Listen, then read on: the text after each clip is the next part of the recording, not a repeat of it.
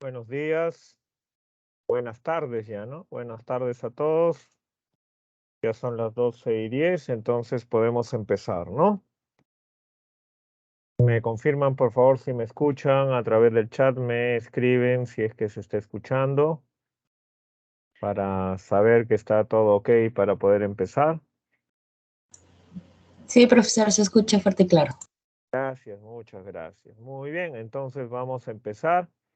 Tenemos primero el PPT con la explicación de algunos puntos que tienen relación con el tema inicial que se está planteando de comprensión lectora. Ya hemos visto en ocasiones anteriores que siempre empezamos tocando un punto específico en relación a las habilidades de comprensión lectora y luego ya desarrollamos los ejercicios, ¿no? De siempre.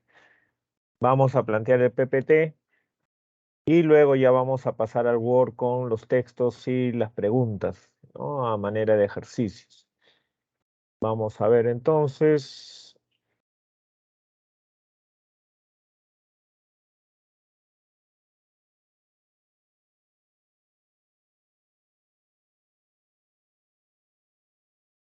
Acá está. Sí, se está viendo, entonces no hay ningún problema. Me dicen si hay alguna dificultad, ya saben. Entonces se está viendo bien, ¿no? Acá estoy pasando ahorita las diapositivas para comprobar que no hay ningún problema en cuanto a la visualización. Ya, ahorita estoy retrocediendo y estamos volviendo a la primera diapositiva. ¿Ya? Vamos entonces a revisar lo que nos dice acerca del tema, que son las inferencias en la comprensión lectora. ¿Ya? Tenemos preguntas, nosotros sabemos de tipo inferencial, preguntas que nos dicen, se deduce del texto qué, se desprende del texto qué, a partir del texto se puede colegir qué, etc. Nosotros esas preguntas ya de manera tradicional las clasificamos como preguntas de inferencia, ¿no? Entonces cabe la pregunta, ¿pero qué es una inferencia en sí? Ahí habría que resaltar primero que prácticamente todas las preguntas que se plantean en los ejercicios son preguntas de tipo inferencial. Si hablamos de preguntas específicas que llamamos inferenciales, es simplemente por el hecho de que se nos dice en el enunciado de la pregunta directamente se infiere, se deduce, se desprende, se colige, ¿ya? Pero en sí siempre tenemos que estar haciendo inferencia. La mayor parte de lo que sacamos de los textos lo obtenemos a través de inferencias.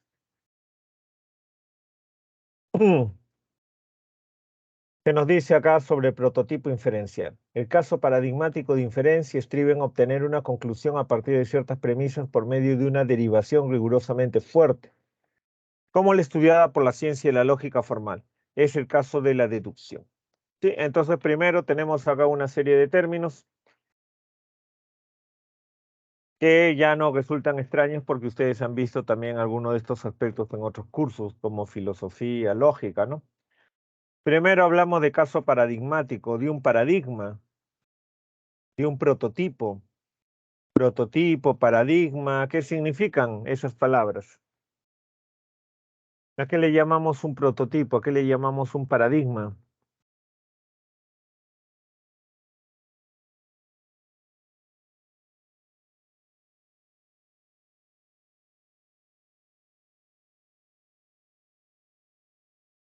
Un paradigma es un modelo, ¿no? Paradigma, prototipo, se refiere a un modelo. Hablamos de un modelo inferencial, un caso paradigmático de inferencia en el sentido de que nosotros podemos tener varias formas de inferencia. La inferencia puede manifestarse de diferentes maneras, pero nosotros asociamos la inferencia básicamente con un cierto, digamos, algoritmo, con un cierto proceso concreto. Ese constituye el modelo para todas las formas de inferencia, digamos, ¿no? De una forma u otra, todas se derivan a partir de ahí o todas responden a la esencia de ese mismo modelo, ¿ya? La inferencia en sí consiste en, a partir de una información, sacar otra información. Es decir, a partir de una información X, obtener una conclusión. ¿Sí? En lógica le llamamos premisas, ¿no?, a las informaciones, los puntos de partida, los datos iniciales que nos sirven de base le llamamos premisas, y a la información que se deriva de esas premisas, que se desprende de esas premisas, que se obtiene a partir de esas premisas, a esa información derivada le llamamos conclusión. ¿Sí? Entonces ustedes se dan cuenta que el modelo de inferencia, la inferencia de manera, digamos, básica, constituye el modelo de la deducción. Dentro de la deducción está lo más común, el modelo pues silogístico, el silogismo, ¿no? Entonces las inferencias, básicamente, cuando nosotros nos fijamos en las constantes generales a partir de todos los casos posibles, nos damos cuenta que constituye un modelo deductivo, un silogismo. ¿Sí? Nosotros en un silogismo, en un modelo silogístico, obtenemos una serie de premisas primero que constatamos que son válidas, que son verdaderas, y de esas premisas, haciendo que interactúen entre ellas, sacamos una conclusión que es necesariamente válida porque las premisas son ciertas, ¿no? Se sobreentiende que primero ya hemos comprobado que las premisas son ciertas. En el colegio nos han enseñado el famoso silogismo: todos los hombres son mortales, Sócrates es hombre, por lo tanto Sócrates es mortal. ¿Se dan cuenta? Entonces, todos los hombres son mortales, Sócrates es hombre, por lo tanto Sócrates es mortal. Si las premisas son válidas y si se hace el procedimiento correcto, se obtiene una conclusión válida necesariamente. ¿Sí? Obviamente no depende solo del valor de las premisas en sí mismas, sino también de cómo se relacionan entre ellas, ¿no? Si nosotros decimos todos los hombres son mortales, Sócrates es mortal, en consecuencia Sócrates es hombre, sería una formulación bien hecha de un silogismo, estaría bien planteado nuestro razonamiento. Si dijéramos todos los hombres son mortales, Sócrates es mortal, por lo tanto Sócrates es hombre.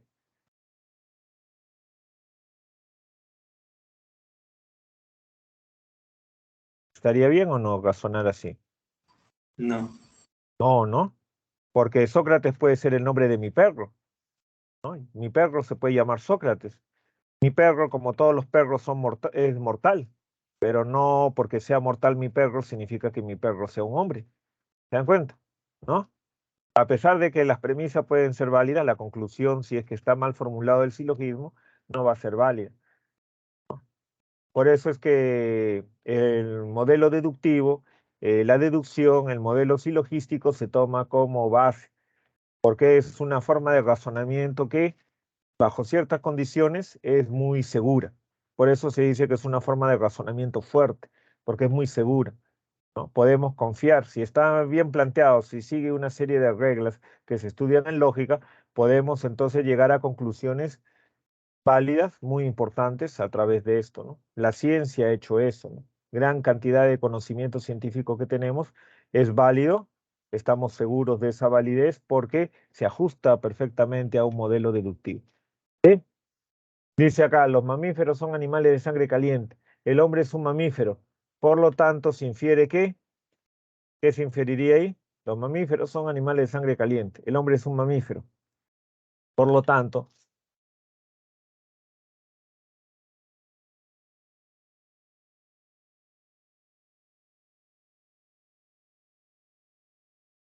se infiere que el hombre es un animal de sangre caliente, ¿no? ¿Se dan cuenta? ¿No? En cambio, el siguiente ejemplo no es un razonamiento válido. Si el padre de Raúl y Rosa ha acabado en la cárcel por el delito de estafa,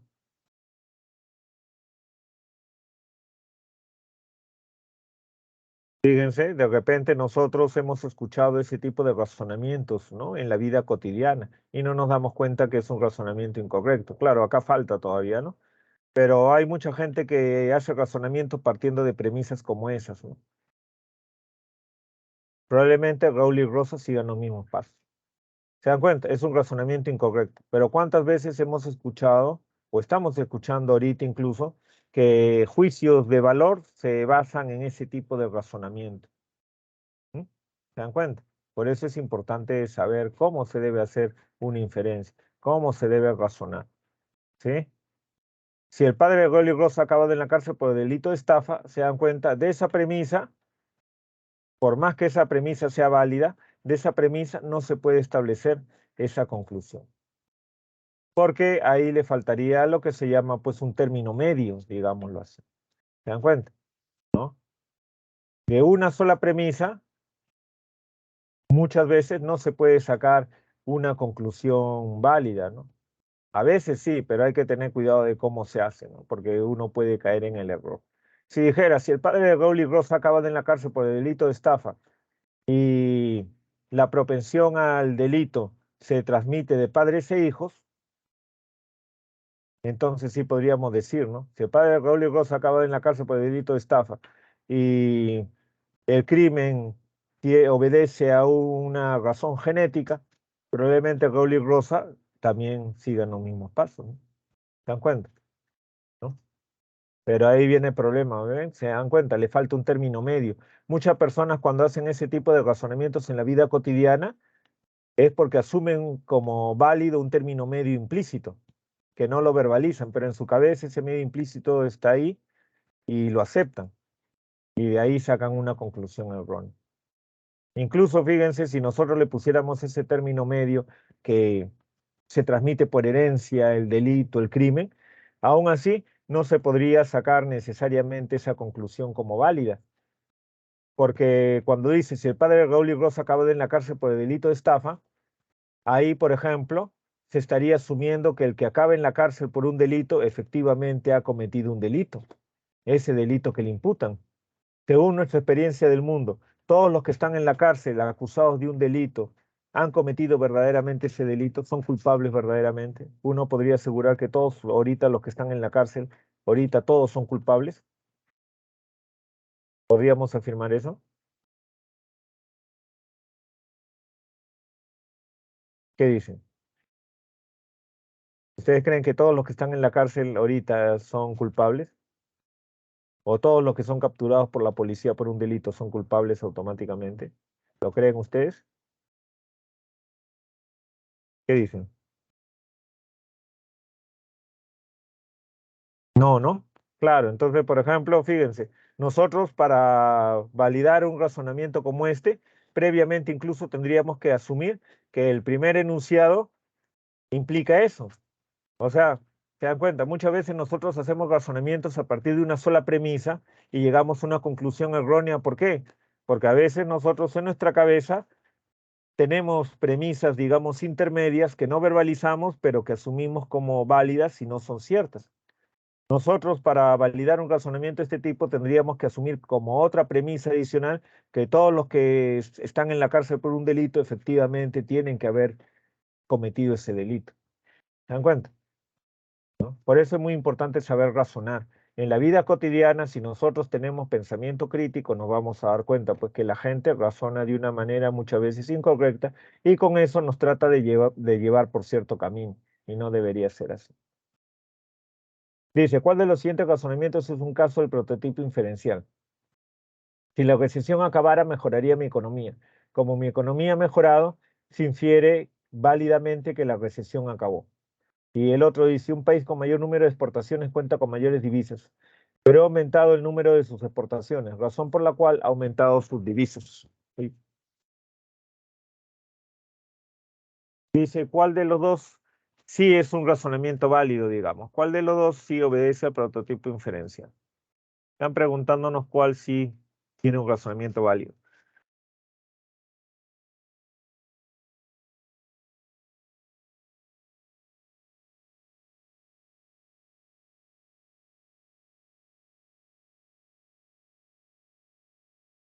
¿Cuál de los dos es el razonamiento válido? A ver, La B. la B, ¿no? Claro, porque nosotros sabemos que en el caso del razonamiento A, ¿no? Una persona puede mejorar su economía por muchas razones, incluso en épocas de crisis, en épocas de recesión. Incluso en épocas de recesión hay algunos que medran más que en épocas normales. Hemos visto eso en época de pandemia. En época de pandemia, ¿quiénes son los que se han enriquecido? O todos se han empobrecido en la época de pandemia. La economía de todos, absolutamente todos, se fue al diablo en la época de la pandemia. No, ¿no? Algunos sí mejoraron su economía. ¿Quiénes mejoraron su economía en la pandemia? A ver, ¿qué creen?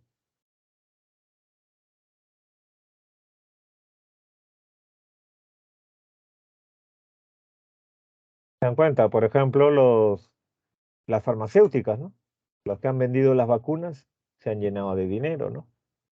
Acá en el Perú hemos visto, por ejemplo, los centros comerciales, por ejemplo, los supermercados, ¿no?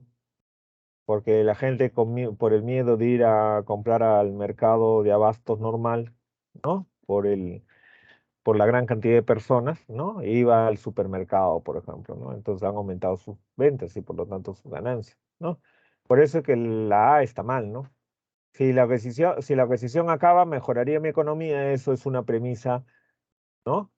Que es válida. Puede ser válido que su economía ha mejorado, pero al relacionar los dos, no permite sacar esa conclusión. No funciona en ese sentido, digamos, ¿no? Si la recesión acabara, mejoraría mi economía. Como la recesión acabó, ¿qué puedo esperar? Si la recesión acabara, mejoraría mi economía. Como la recesión ya acabó, yo lo que puedo esperar es que va a mejorar mi economía. Ahí sí sería un razonamiento válido. Se dan cuenta que depende también, digamos, de la forma en que relacionamos las premisas.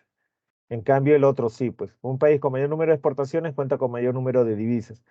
Como hemos aumentado las exportaciones, entonces aumentan nuestras divisas, ¿no? Lo que funciona en un sentido no funciona al inverso. ¿Se dan cuenta? Hay que tener cuidado entonces con eso, ¿ya? Luego dice acá, caso 1, un padre hereda a sus 6 hijos, Juan, Raúl, Cristina, Ana, Enrique y Patricio, un edificio de 6 pisos. De suerte que cada uno llega a vivir en un piso específico. Juan vive en el cuarto piso, Cristina en el segundo, Raúl vive más abajo que Ana y Patricio vive un piso más abajo que Enrique, ¿no? Entonces vemos ahí una serie de condiciones, ¿no? Tenemos un edificio, dice, de 6 pisos y tenemos nosotros ahí a 6 hijos, ¿no? Uno dice, Juan vive en el cuarto piso, ¿no? Cristina en el segundo. Esos son bien específicos, los ubicamos claramente. Raúl vive más abajo que Ana y Patricio vive un piso más abajo que Enrique, ¿no? Nos faltarían entonces los datos o digamos, ubicarlos a Raúl, Ana, Enrique y Patricio, ¿no? La pregunta que nos hacen, ¿no?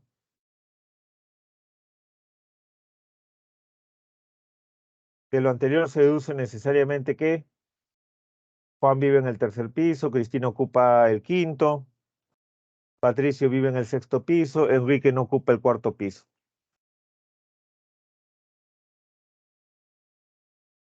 ¿Cuál será la respuesta? ¿Qué dice?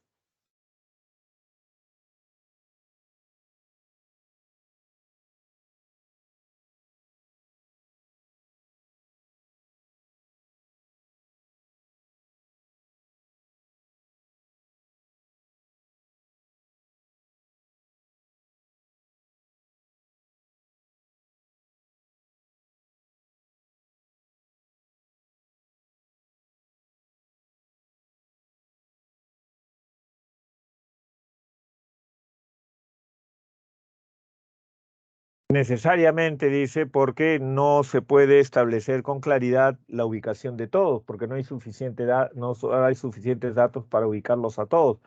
Pero la A se descarta porque la A específicamente dice que Juan vive en el cuarto piso. Cristina ocupa el segundo, así que la A y la B no pueden ser jamás. Patricio vive más abajo que otro, así que no puede vivir en el sexto piso porque tiene que haber alguien arriba de él. Y Enrique no ocupa el cuarto piso, eso sí se puede decir, porque ya sabemos que el cuarto piso lo ocupa Juan. No puede estar Juan y Enrique al mismo tiempo, ocupar el mismo piso al mismo tiempo. Sería la de deber. ¿Sí? Dice, se ha cometido un latrocinio en el banco más importante de la ciudad. Se sospecha por el momento del contador, del cajero y del chico de la limpieza. Si fue el contador, el delito ocurrió en las oficinas. Si es el cajero, el robo se cometió antes de las 6. Si el culpable fue el chico de la limpieza, el hurto se produjo antes del mediodía. Entonces, ahí está clara la situación. Primero hay que tener clara la situación, ¿no? Nos preguntan, dado que el hurto se perpetró en la tarde, se infiere que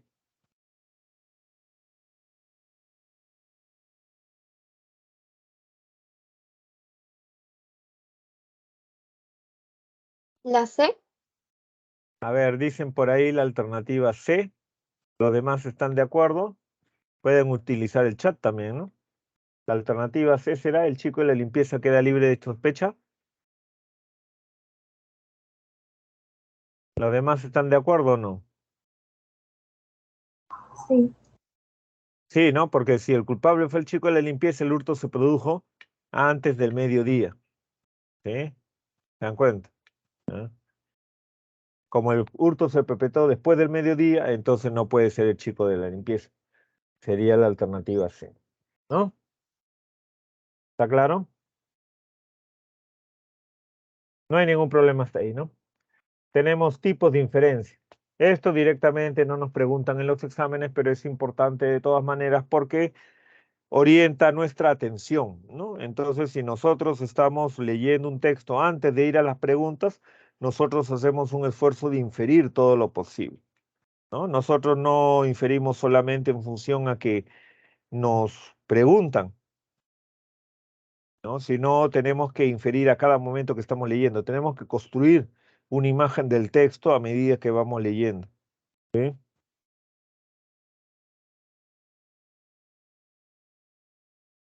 Entonces, cuando nosotros leemos un texto y tratamos de darnos cuenta cuál es el marco que gobierna todo el texto, es decir, estamos leyendo, ¿no?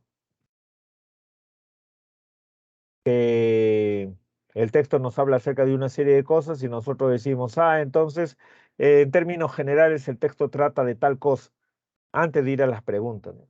Entonces estamos haciendo una inferencia holística, es decir, una inferencia integral, una inferencia acerca de las directrices generales que gobiernan todo el texto, ¿no? Podemos inferir acerca de datos específicos, ¿no? Estamos leyendo, por ejemplo, acerca de un personaje histórico y nosotros podemos inferir de repente, ¿no? Su edad. Si dice en un texto que el personaje nació en 1930 y luego nos dice que murió en 1960, pero si nació en el 30 y murió en el 60, entonces nosotros podemos inferir que murió a los 30 años, ¿no? ¿Se dan cuenta? Entonces es un dato concreto, ¿no? Podemos hacer inferencias causales, es decir, establecer una relación causa-consecuencia entre los hechos, entre los fenómenos, ¿sí? Estamos leyendo un libro de historia y de repente nos está hablando acerca pues de una guerra, entonces nosotros podemos inferir cuál fue la causa de la derrota de un país o cuál fue la causa del triunfo de otro país, ¿sí? Inferencia causal. Inferencia prospectiva es cuando nosotros comenzamos a suponer qué es lo que va a venir después. Por ejemplo, cuando leemos una narración, leemos una historia, nos adelantamos, comenzamos a suponer, por ejemplo, el final de la historia. Una inferencia prospectiva, ¿sí? Lo que va a suceder, lo que va a ser, cómo va a ser después, eso lo inferimos a partir del texto, decimos que es una inferencia prospectiva. Inferencia léxica, que es lo que hemos estado viendo en la clase anterior, ¿no? Se infiere el significado de una palabra a partir de un contexto, el significado de una expresión a partir del contexto, ¿no? ¿Se dan cuenta? Eso es muy importante, ¿no? Tenemos que siempre tratar de quedar bien claros en el significado de las palabras, las expresiones. ¿Por qué? pueden ser importantes para comprender los aspectos esenciales del texto. Y para ello nos tenemos que valer del contexto, ¿no? El contexto en el sentido de las palabras que rodean a otra en el texto, pero también tenemos que valernos de nuestros conocimientos previos, porque si no, tampoco no se puede inferir mucho acerca del significado de las palabras. Tenemos que conocer las palabras previamente, las expresiones, ¿no? Relacionarlo con algo ya sabido. La inferencia y la intención es cuando nosotros nos damos cuenta cuál fue el propósito del autor al escribir el texto, para qué lo ha escrito. El autor puede haber escrito el texto para contarnos una historia, para fundamentar una opinión suya, para explicarnos un proceso, para que nosotros tengamos claras las características de un ser, para que nosotros sepamos cómo desarrollar un determinado proceso. Es decir, su intención puede ser narrar, argumentar, informar, describir, instruir, o puede haber intenciones más específicas, ¿no? Un texto el autor lo hace para denigrar, ensalzar, disculpar, disimular, distraer, ofender. ¿Se dan cuenta? Puede haber muchas intenciones distintas. Muy bien, acá tenemos nosotros un texto en inglés. A ver, vamos a leer un minutito el texto en inglés y luego vamos a ver las preguntas. Pero primero leamos intentando inferir el significado de las expresiones que no entendemos. Igual que en castellano, como hemos dicho. Es lo mismo. Son los mismos procesos de comprensión lectora en diferentes lenguas. A ver, leamos un momentito, ¿ya?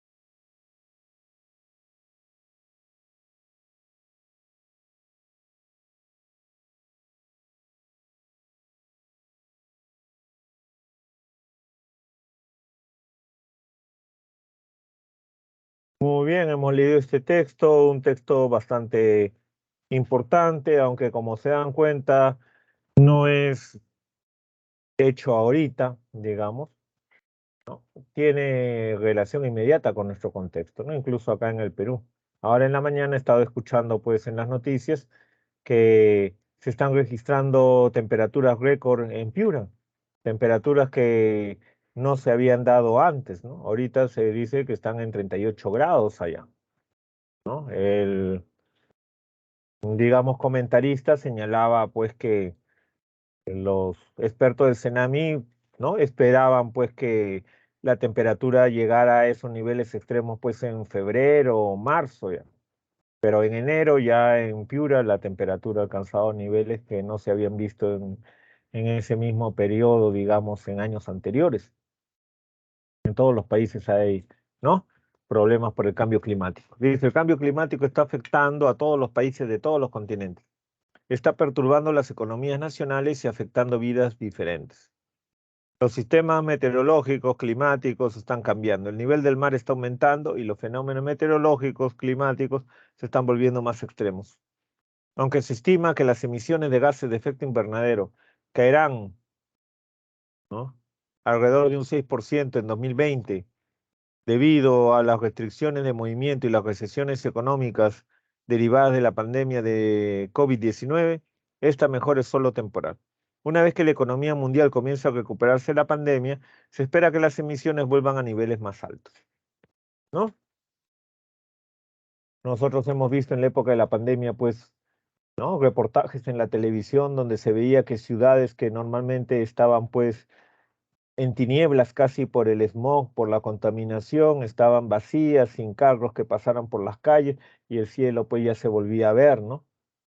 Habíamos visto pues reportajes donde en las zonas rurales se veía pues que los venados, los alces, estaban ahí pululando por todas partes, ¿no? Como en otras épocas, ¿no? A diferencia de las épocas actuales, ¿no?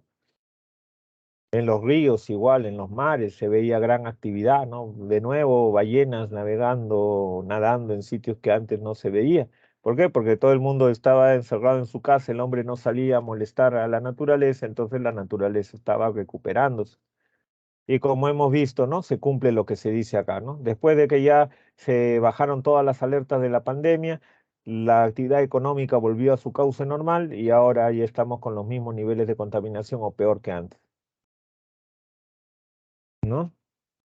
Entonces tenemos acá dos preguntas, ¿no? Por lo menos en esta diapositiva tenemos dos preguntas, ¿sí? Todas estas dos preguntas son preguntas inferenciales, pues, ¿no? Entonces, ¿cuáles serían las respuestas a estas dos preguntas?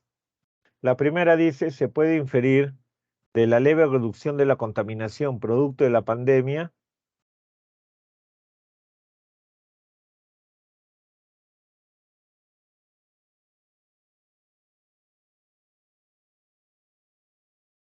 Se puede inferir que esta reducción es...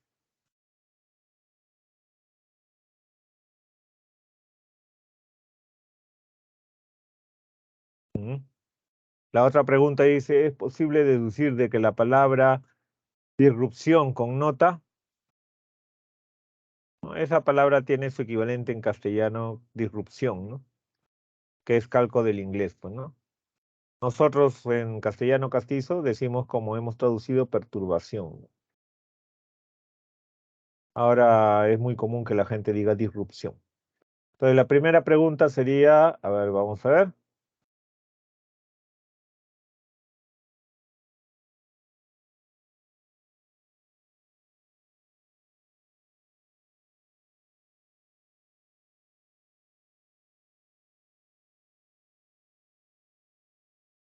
Primero, en la A, insostenible, pues.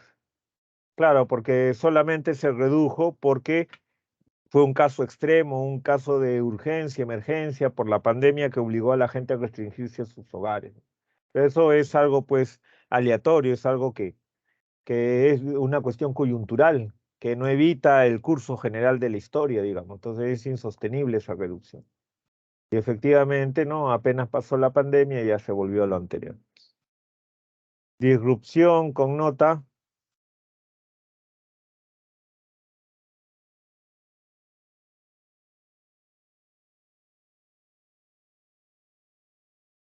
en el texto.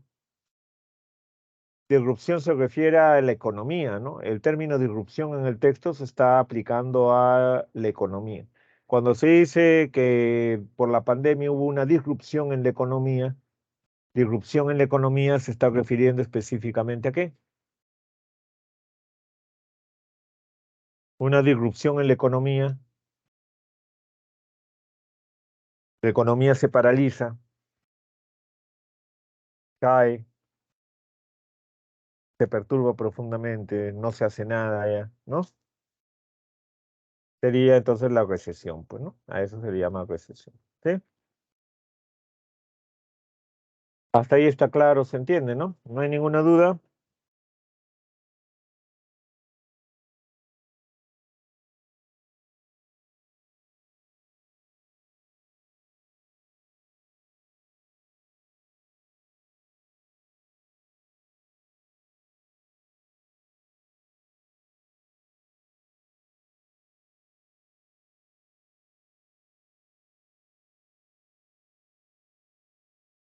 Todo claro, muy bien. Vamos a pasar ahora entonces al boletín en la parte de habilidad verbal que nos toca a nosotros, ¿no? Vamos a compartir el Word entonces.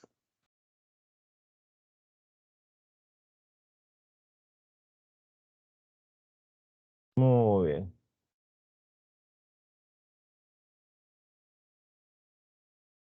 Ahí estamos viendo el boletín. No hay ningún problema, ¿no? Bien.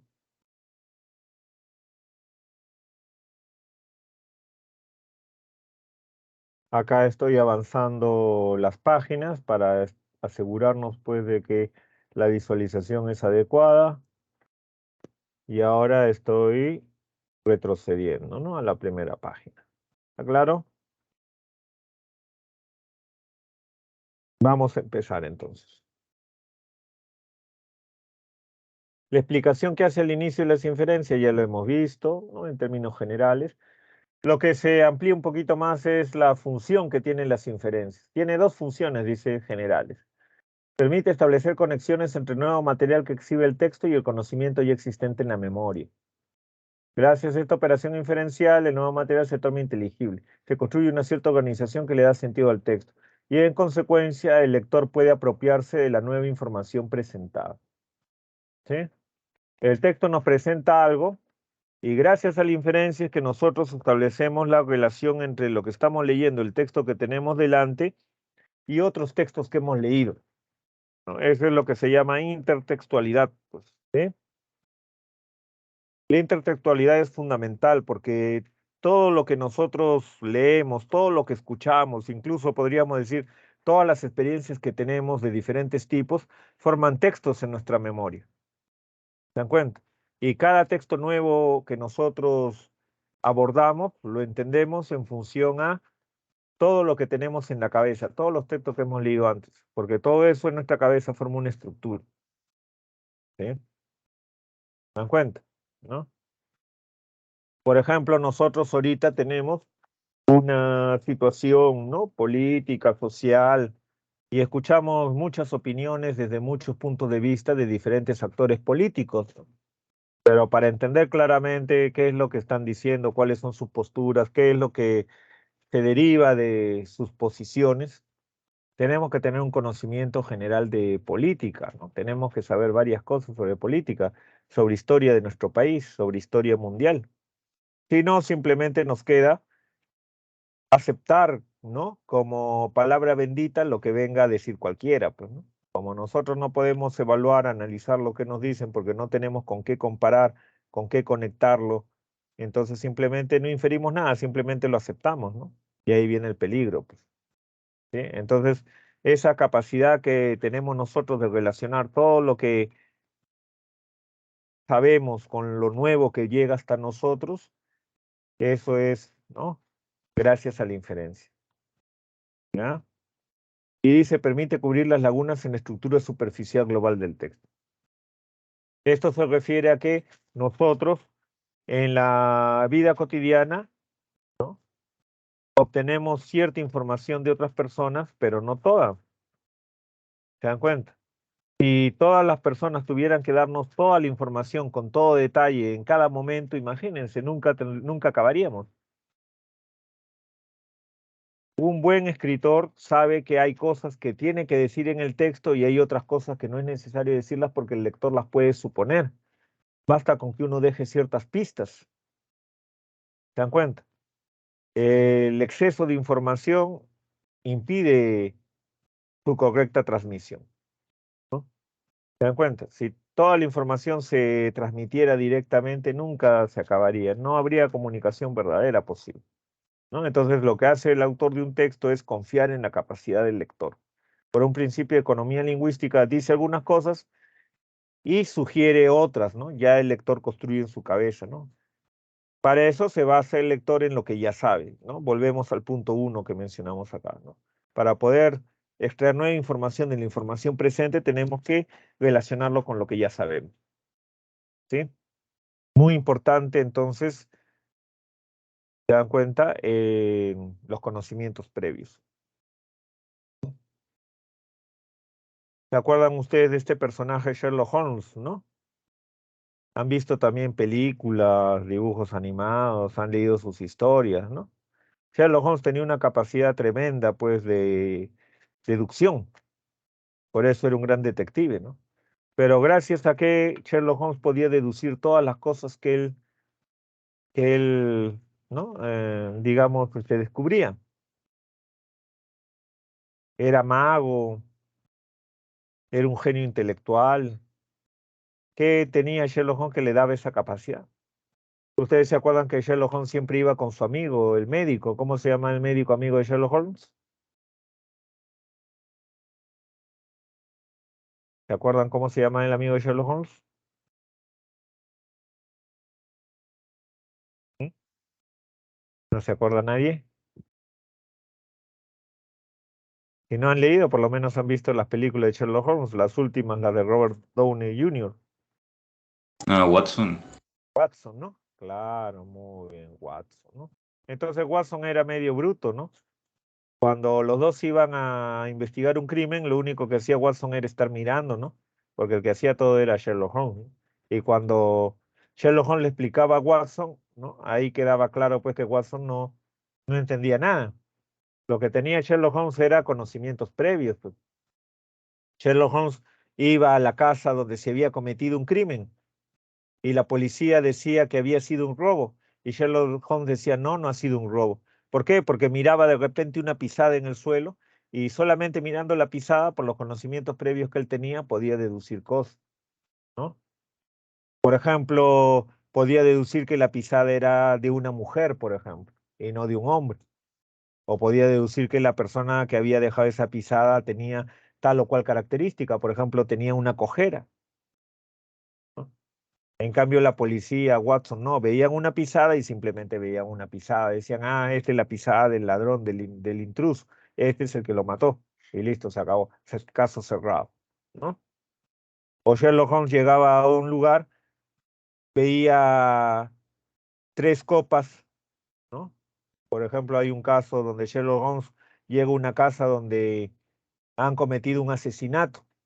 Han matado al dueño de la casa, a la esposa del dueño la han encontrado amarrada a una silla, la han amarrado con una cuerda que en las casas pudientes se utiliza para hacer sonar una campanilla para llamar al mayordomo, ¿no? Ustedes han visto en las películas de repente antiguas, ¿no? En una casa pudiente hay como una tela, una soga, ¿no? Colgante, y cuando uno jala eso, suena una campanilla y entonces viene el criado, ¿no? Entonces la habían atado con eso. Sobre la mesa había tres copas de vino y faltaba la platería, los cubiertos de plata, algunas joyas, ¿no? Entonces la policía había llegado y había dicho, ah, es un robo. Incluso la policía había dicho, ah, los ladrones son la famosa familia tal, porque había una familia de un hombre y sus dos hijos que habían estado robando por esa zona. Ya habían cometido otros robos anteriores, eran conocidos. Entonces la policía había visto la escena del crimen y dijo, ah, ya, una persona asesinada, la mujer amarrada, tres copas de vino sobre la mesa. Ah, ya, pues son los tres ladrones los que han hecho esto, han ido, han cometido el robo, lo han asesinado al hombre y se han ido. Pues, caso cerrado. Y Sherlock Holmes no, pues Sherlock Holmes ve las tres copas y dice, no, acá no han habido tres personas, no han sido tres los criminales, solamente han sido dos. Y la policía, Watson dice, pero ¿por qué? Si acá hay tres copas, se supone que si hay tres copas, ¿cuántas personas hubo? ¿Cuántos fueron los atacantes si hay tres copas? Se supone que tres, ¿no? Pero Sherlock Holmes dice, no, fíjate el resto de vino que queda en esta copa. Las dos copas que están acá no tienen nada en el fondo, no ha quedado nada de restos de vino. Y la tercera copa, ¿no? Tiene en el fondo el pozo del vino. El pozo es el residuo que queda cuando uno lo toma, ¿no? Queda como un residuo en el fondo, ese es el pozo del vino, que uno ya no se lo toma, pues, ¿no? Entonces dice Sherlock Holmes, acá ha habido dos personas que han estado tomando con estas dos copas que están completamente vacías. Cada una ha terminado de tomar, entonces cada una dejó un pozo de vino en cada una de las dos copas, y para despistarnos, para despistar a la policía, lo que han hecho ellos dos es el pozo de las dos copas lo han echado en la tercera que está acá, para aparentar que había 3 personas tomando vino, para que pensáramos que eran los 3 ladrones. ¿Se dan cuenta? Nadie percibió eso, solamente lo percibió Sherlock Holmes. ¿Por qué? Porque él tenía conocimientos previos, porque él sabía el aspecto de una copa de vino cuando uno termina de tomar el vino, y él se da cuenta de que hay una discordancia y no corresponde a lo que debía hacer. Los demás no, pues los demás no se fijan en eso. ¿Sí? ¿Está claro? Entonces, muy importante, los conocimientos previos. Por eso ustedes tienen que leer, tienen que tratar de ver buenas películas, ver buenas series de televisión, escuchar buena música, tener buenas conversaciones, salir a la calle, ver el mundo, ver cómo funcionan las cosas, ver lo que sucede acá, las noticias de acá, ver lo que sucede en el extranjero, ver las noticias del extranjero. Todo eso, ¿se dan cuenta? Todo eso son conocimientos previos. Todo eso forma nuestra cultura general, lo que nos va a servir para entender. Si no, vamos a tener una comprensión limitada. ¿Ya? Entonces, dice acá tipos de inferencia, ya lo hemos visto, ¿no? Acá nos ponen algunos tipos que no estaban en las diapositivas. La inferencia directa es cuando de una sola premisa sacamos una conclusión. Dice, Santiago Ramón y Cajal nació en Petilla de Aragón, Navarra, el 1 de mayo de 1852 y murió en Madrid el 17 de octubre de 1934. De esa sola premisa nosotros podemos sacar una conclusión. El asunto es qué conclusión podríamos sacar de esa primera premisa. Es la única premisa que hay ahí, ¿no? Como nos dice que nació en el 52 y murió en 1934, ¿qué podemos deducir?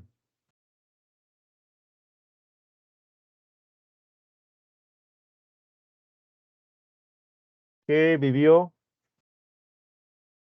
82 años, ¿no? Vivió 82 años. Claro, desde 1852 a 1934 son 82 años. Esa es la deducción que hacemos, ¿eh? Y una sola premisa sacamos una conclusión, ¿ya?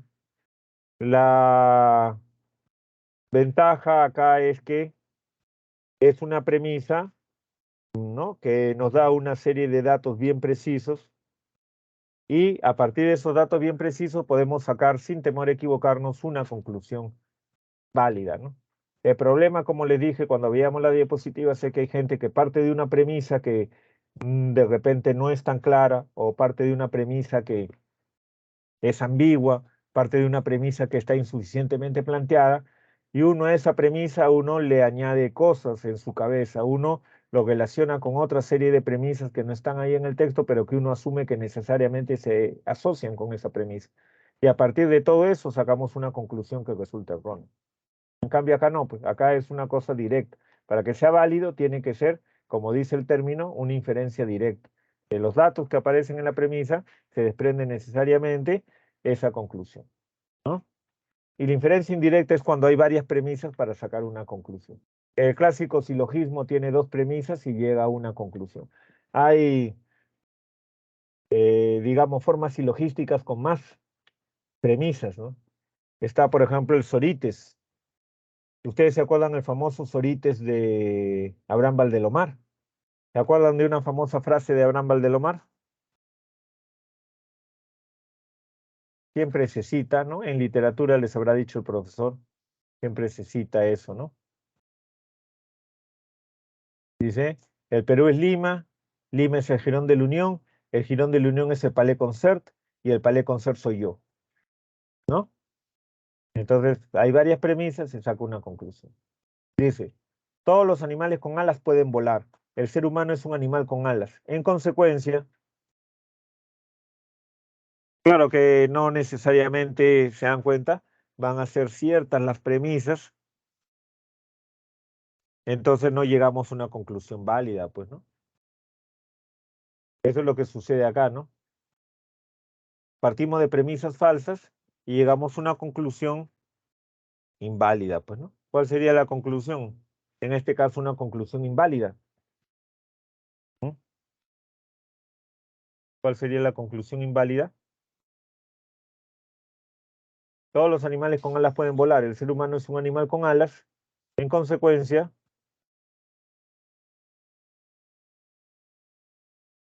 que el ser humano puede volar, ¿no? Conclusión inválida, obviamente, ¿no? ¿Está claro? Primero que todos los animales con alas no pueden volar. Hay animales que tienen alas y no vuelan, pues. Algunos ya se extinguieron y otros todavía quedan, ¿no? ¿Se dan cuenta? Y segundo, que el ser humano no tiene alas, pues, ¿no? Entonces se deduce una conclusión falsa.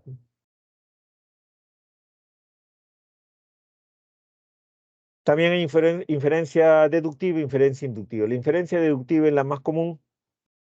A partir de premisas válidas se llega a una conclusión cierta, ¿sí? La inferencia deductiva va de lo general a lo particular, ¿sí? Dice, la injusticia es un acto execrable, mentir es una injusticia. Ergo,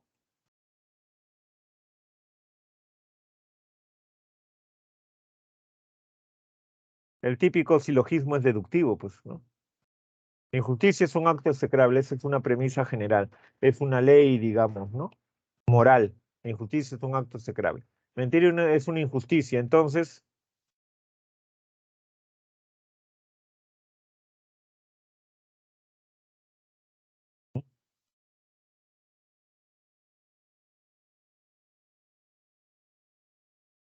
¿cuál sería la conclusión que se saca?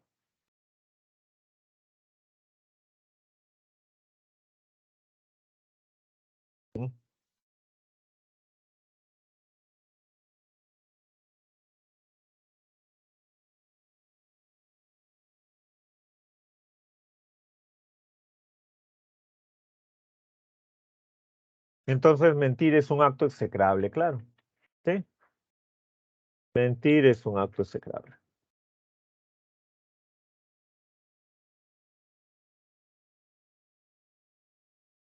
¿Sí? Si se afirma que todos los seres humanos cuentan con una cabeza y dos brazos y que Luis es un ser humano, se puede concluir que,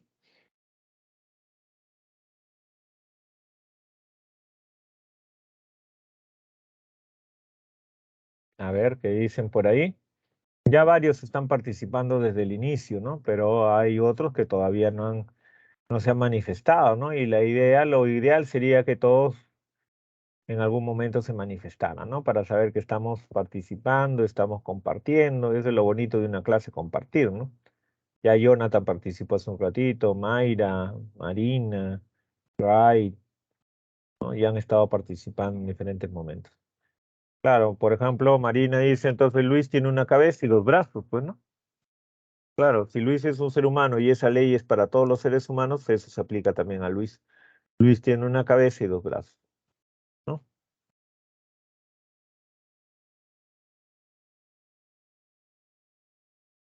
De una ley general, digamos, se saca una conclusión particular. Eso es una inferencia deductiva, ¿sí? Y la inferencia inductiva es al revés, pues, ¿no? La inducción implica partir de lo particular, partir de lo específico y llegar a conclusiones generales, es decir, hacer una generalización. De una serie de casos se llega a una ley, digamos, ¿no? Eso es lo que comúnmente se ha pensado que la ciencia moderna hacía, ¿no? Que de lo particular se llega a leyes universales de la naturaleza. Ya los filósofos y epistemólogos modernos ya cuestionaron al final eso también, ¿no? Por ejemplo, Karl Popper, ¿no?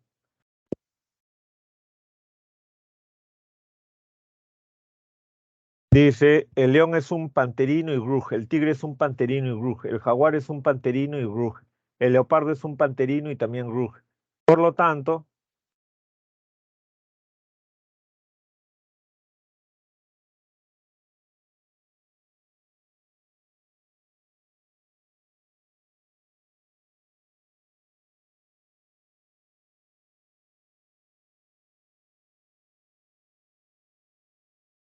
¿cuál sería entonces la generalización que podemos hacer? ¿Mm? ¿Qué dicen?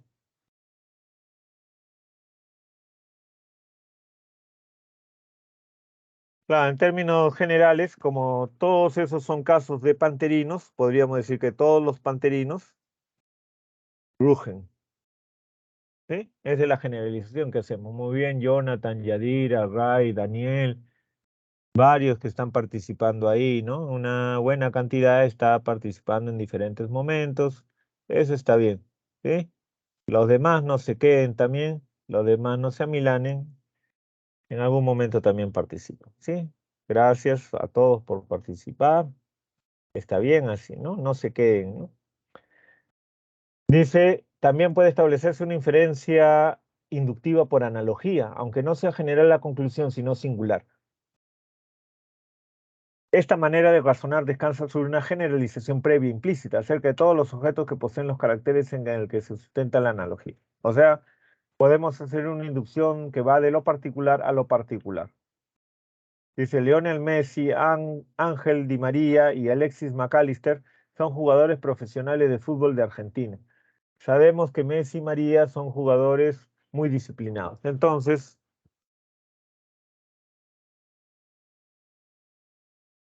¿cuál es la conclusión a la que se puede llegar? Claro que McAllister también es muy disciplinado, ¿no? Claro. O sea, lo que encontramos en algunos individuos lo proyectamos no a todos de la misma clase, sino lo que encontramos en varios individuos lo proyectamos a otro individuo particular. ¿Sí?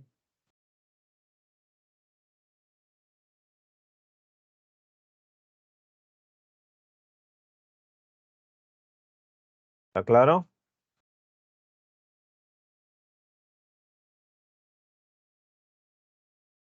Y acá está la clasificación que ya hemos visto en las diapositivas, ¿no?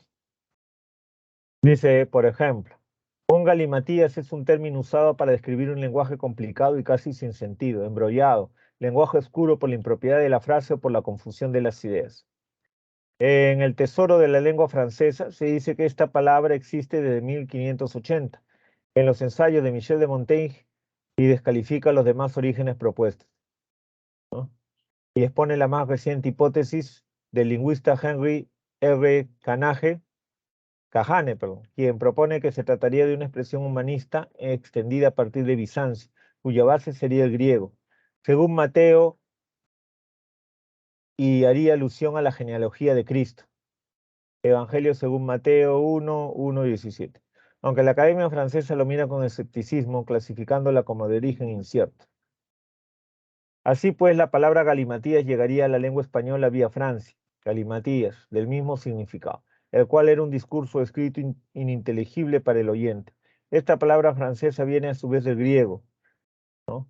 Kata mataoin, traducido como según Mateo, de acuerdo con la RAE, por la forma en que este apóstol comienza su evangelio, posiblemente incomprensible para el no versado en las escrituras.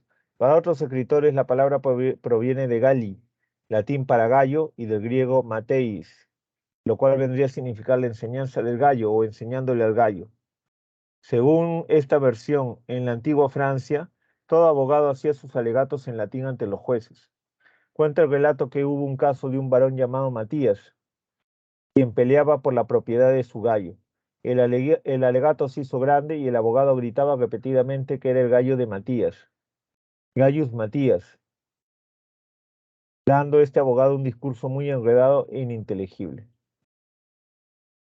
Es posible que tal historia haya llegado por medio de la obra de José María Ribarren en El porqué de los dichos, y creciendo las porfías que dieron lugar al fallo, pasando y pasando días de Matías y del gallo, se formó Galli Matías, ¿no?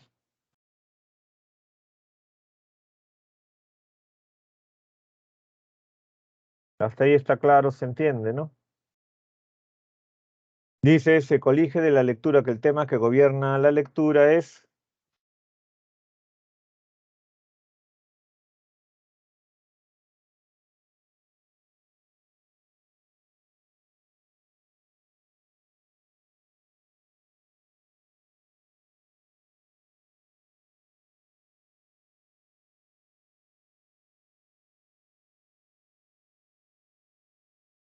cuál sería la, digamos, ¿no? En el tema de la lectura.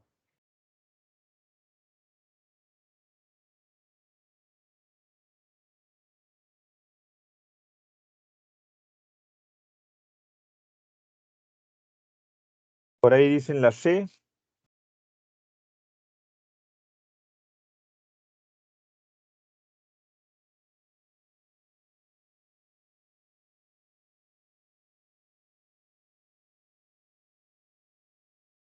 Ahí sería la E, ¿no? En pocas palabras, la etimología de la palabra galimatías. El concepto con sustento histórico, bueno, el significado, ¿no? En función a la etimología de la palabra galimatías. En pocas palabras, la etimología de la palabra galimatías. Que, ¿no? Se plantean diversos orígenes en el texto, no solamente el origen francés, ¿no? Acá se está haciendo diferencia entre la inferencia de marco y la inferencia holística, ¿no? Y la inferencia de marco se está orientando al tema y la holística a la idea principal o a la síntesis del texto, ¿no?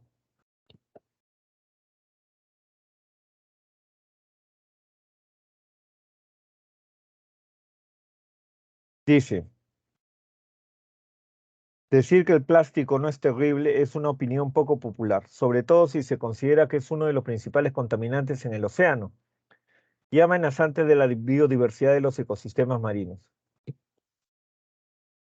Sin embargo, la invención del plástico es un gran avance en la humanidad, de que las personas no se hacen cargo convenientemente.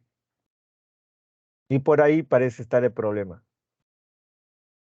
La contaminación es solo la parte negativa de los plásticos, comenta Aemol el biólogo Carlos Guerra, director del Centro Regional de Estudios y Educación Ambiental de la Universidad de Antofagasta, CREA. Así, el académico esgrime una opinión que muchos criticarían, ya que sostiene que el uso del plástico no es el problema, sino lo que sucede con él después de ser útil, que es responsabilidad exclusiva de nosotros. Hoy en día la mayor parte de los vehículos tienen partes de plástico. Pensemos, por ejemplo, en los parachoques. Estos antaños eran de fierro, lo que producían un tremendo daño. Mataban a una persona cuando la chocaban. Hoy en día, en cambio, son de plástico y se abollan, generando el ablandamiento del impacto, postula el científico, quien agrega además otros ejemplos, como el marcapasos y las prótesis, de la contribución del plástico a la mejora de la calidad de vida de las personas. En ese sentido, el plástico no debe ser concebido como un veneno para la humanidad. El veneno es que no sabemos manejarlo o lo hacemos irresponsablemente. Es decir, no sabemos reciclar el plástico. En el texto se informa principalmente que para Carlos Guerra,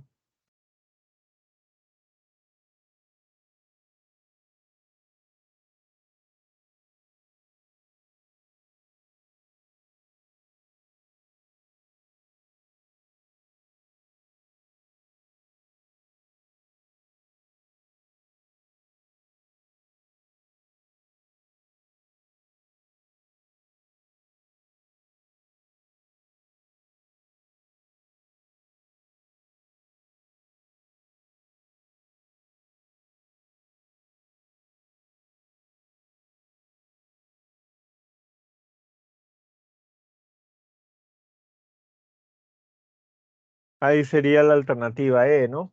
Los plásticos no son una amenaza, sino el tratamiento inadecuado que se le da luego de usarlo.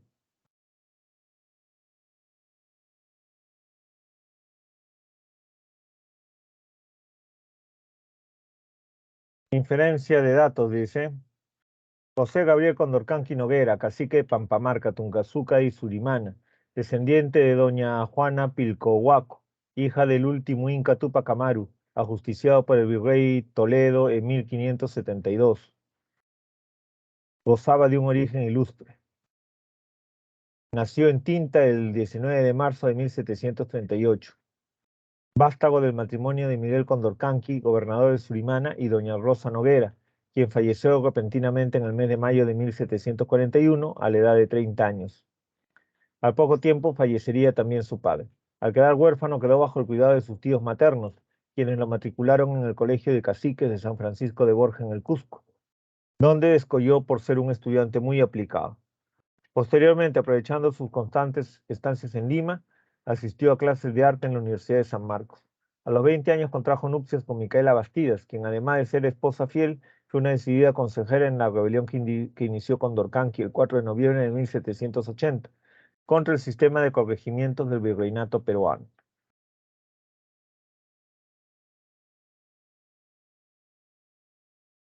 Se desprende del texto que José Gabriel Condorcanqui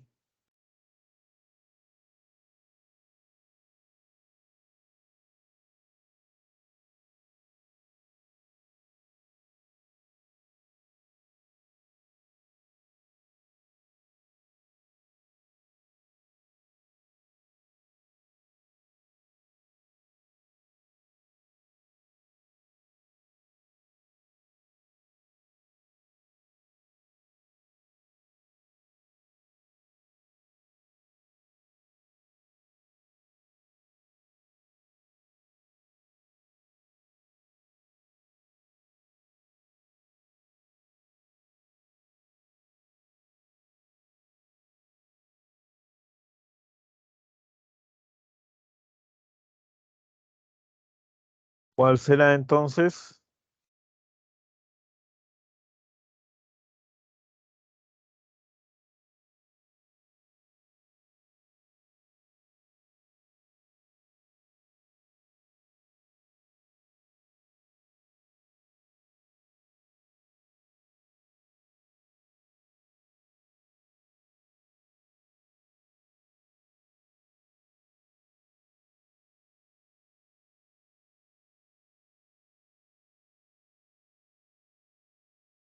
En este caso, la inferencia de datos sería la D de dedo, ¿no? Quedó huérfano de madre a los 3 años. Nació en 1738 y su madre murió en 1741. Quedó huérfano de madre a los 3 años. ¿Sí? ¿Está bien?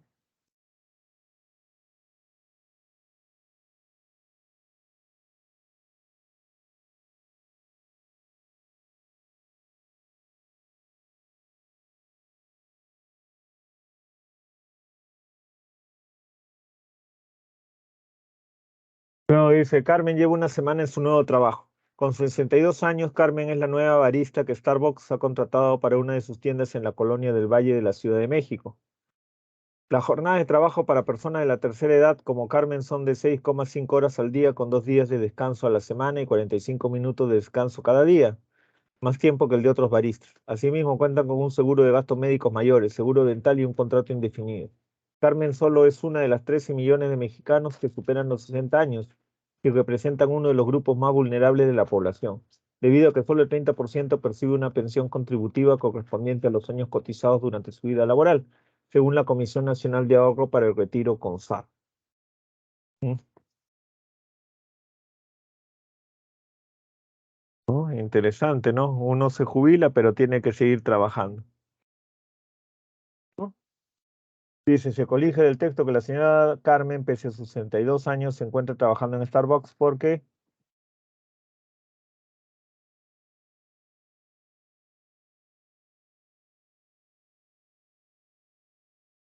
¿cuál será la razón por la que sigue trabajando?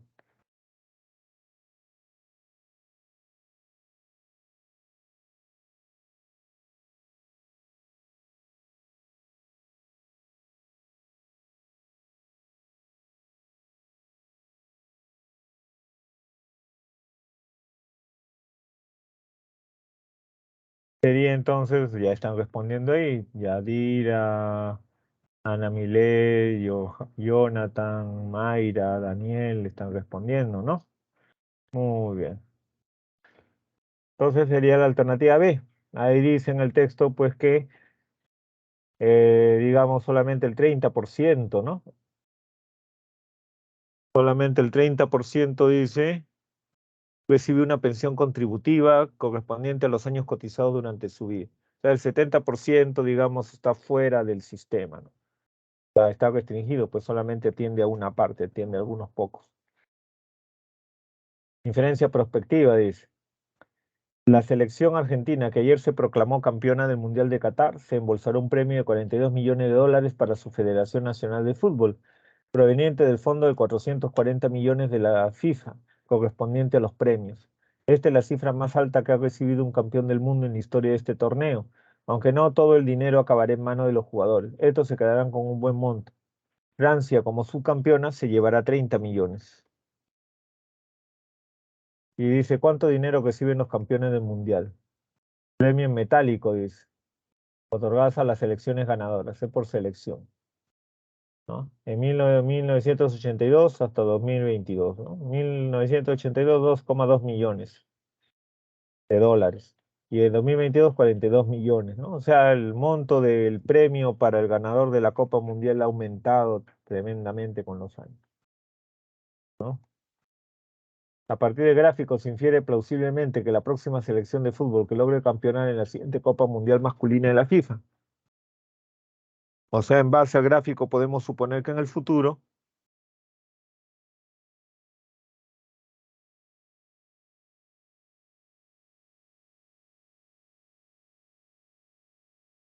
¿qué se puede suponer por el futuro? También están respondiendo ahí. Muy bien. Juan, Daniel, Jonathan, Marina, muy bien. Mayra, Wright, muy bien. Joseph también, muy bien, ¿no? Ana Milet, así, deben así participar siempre, muy bien. Y todos coinciden, está muy bien entonces. Todos estamos en la misma línea. Charlotte, muy bien. La B de beso, ¿no? Se hará de un premio mayor a los 42 millones. En el gráfico se ve que todos los años sube. Todos los años sube, ¿no? Muy bien. Todos los años sube y va a seguir subiendo por lógica, ¿no? Si siempre ha subido, ahora tiene que seguir subiendo. Muy bien. Inferencia de intención, dice. La homeopatía es un abordaje terapéutico de los problemas de salud sin el apoyo científico necesario para avalar su validez y utilidad. Su impacto social real es pequeño, pero debe ser conocido y analizado en el conjunto de las muchas pseudoterapias que se ofrecen a la sociedad. Las numerosas evaluaciones independientes realizadas han demostrado que la homeopatía no es útil para ninguno de los problemas de salud estudiados más allá del efecto placebo. La homeopatía utiliza para su apariencia eficacia de otros elementos como la evolución natural de la enfermedad y la regresión a la media, entre otros, y así relacionar su administración con la percepción de mejoría de los pacientes. Otros sesgos cognitivos de los pacientes son también utilizados para dicho efecto. Ningún sanitario debería ofrecer homeopatía a sus pacientes. La sociedad espera de sus profesionales un abordaje científico de los problemas de salud para encontrar la mejor solución a los mismos. La manipulación cognitiva de las personas vulnerables ofreciéndoles remedios basados en creencias debería ser rechazada.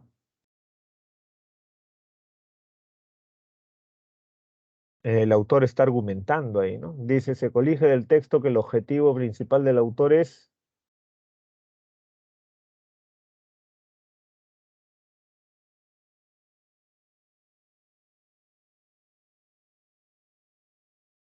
¿Cuál sería entonces cuál sería la intención principal del autor?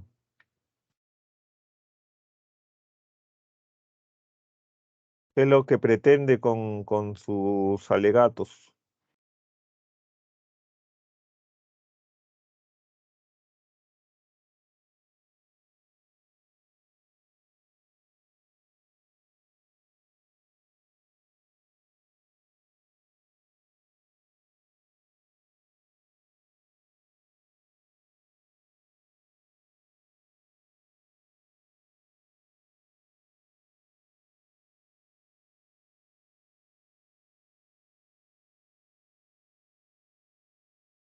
Muy bien.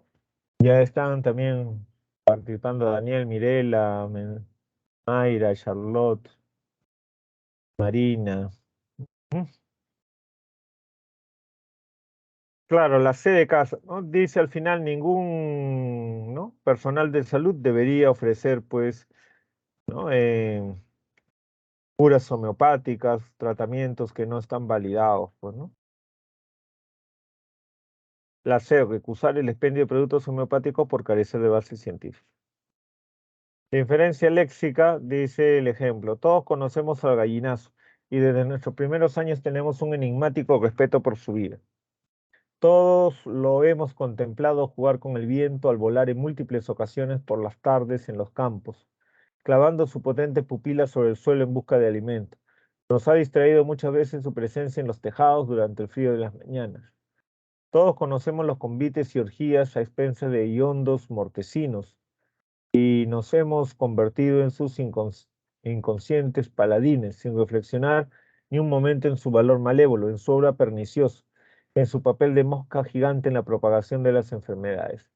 El gallinazo se encuentra en toda la América, vive en todos los climas, escaseando mucho en las costas y en las altas montañas, donde solo por excepción se constata su presencia. Anida en los tejados, en las paredes de las casas arruinadas y en los campanarios. Ponen 3 huevos blancos, los cuales son cuidados con esmero en turnos alternados por la madre y el padre. Poseen un temperamento flemático, triste y frío. Cuando el hambre los acecha, remolinean por el aire. Durante largas horas se remontan a las alturas y desde allí, con su ojo que les es altamente fiel, buscan y localizan los cadáveres para arrojarse sobre ellos y saciarse plenamente. Cuando caminan por el suelo, lo hacen con el cuerpo recto y balanceándose en puntillas. Nunca atacan a los vivos, puesto que son rapaces de los cadáveres y de las inmundicias abandonadas en los campos. La peste porcina, que es una de las enfermedades más temibles en los cerdos, tiene como uno de sus vehículos al gallinazo, el cual, después de contaminarse con cadáveres pestíferos, se posa en la cochera y come con ellos las lavazas, contagiándolos de tan nefasta enfermedad viral.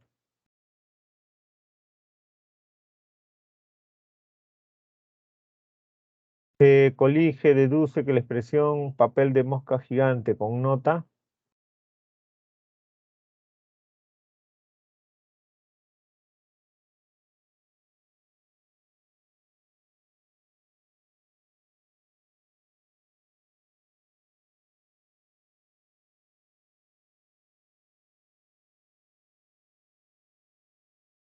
cuando dice que cumple el papel de mosca gigante, está diciendo que el gallinazo es parecido a una mosca, pero mucho más grande. Hace algo parecido que la mosca, pero mucho más grande. Como está poniéndolo en relación con la mosca, en el sentido de que ambos son propagadores de enfermedades, está haciendo un parangón. Parangón es una comparación. Está haciendo una comparación, ¿ya? Se infiere que el término fiel implica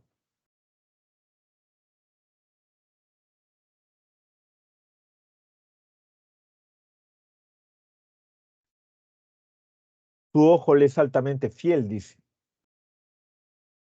Por eso encuentra los cadáveres que va a comer, ¿no? Su ojo le es fiel, o sea, precisión.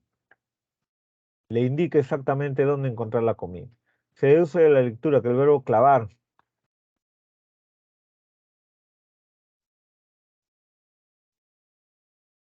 clavando su potente pupila sobre el suelo en busca de alimento. Clavar significa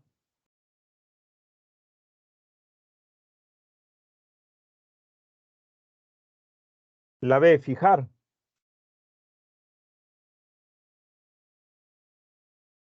Se desprende de la lectura que vehículo significa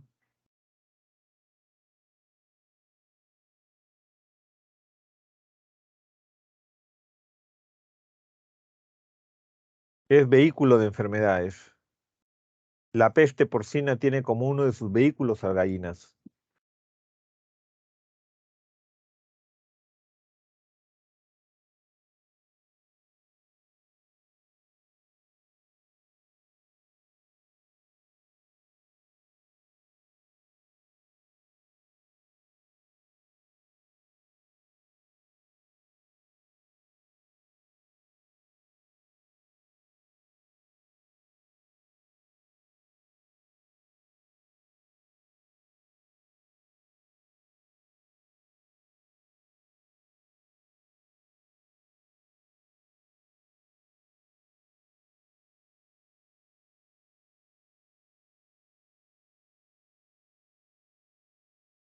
Sería la alternativa E, pues, ¿no?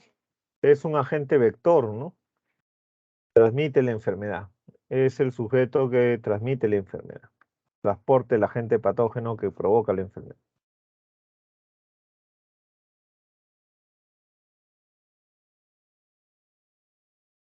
Tenemos acá el segundo texto, perdón, el primer texto de la parte B. ¿Sí? A ver, vamos a cada uno de manera individual leer un momentito, un par de minutos el texto, ¿sí? Para ver las preguntas entre todos.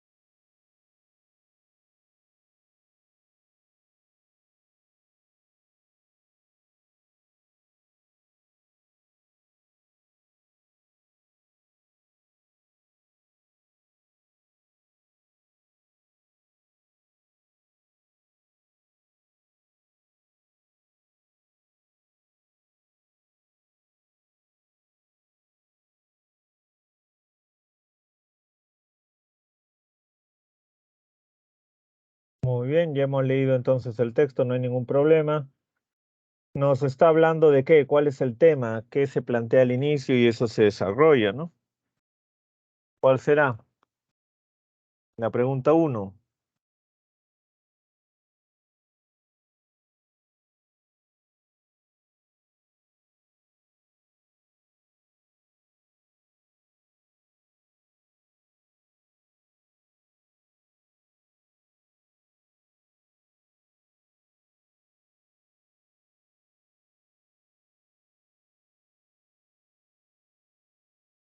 En la 1 sería,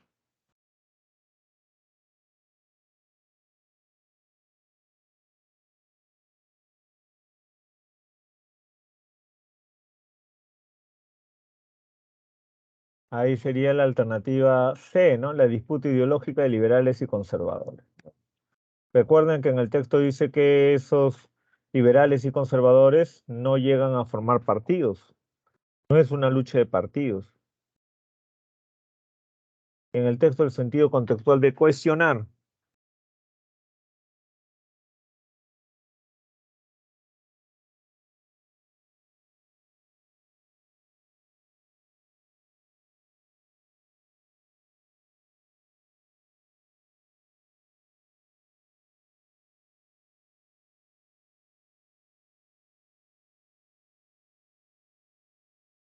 Dice, el grupo liberal no se cohesionó de manera directa con ningún sector de la clase plebeya.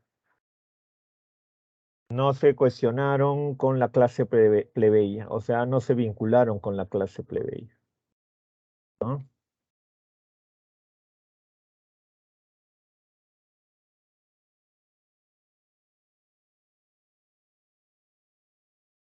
Está claro los otros términos, ¿no? No hay ningún problema con lo demás, ¿no?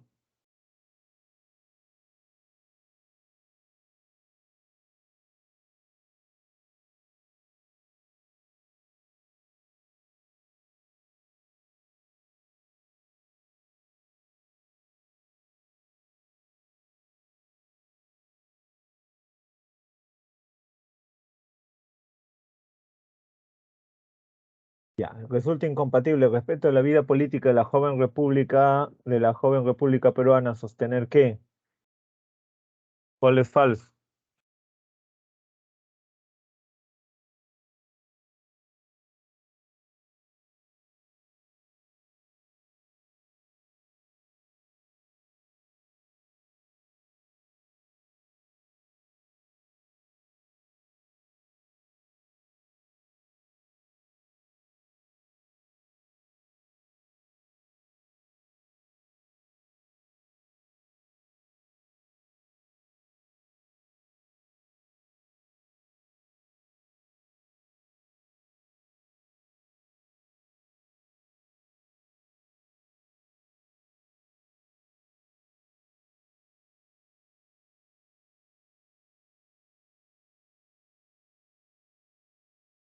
Sería entonces la alternativa C de casa, ¿no? Muy bien, ya la mayoría está diciendo la C.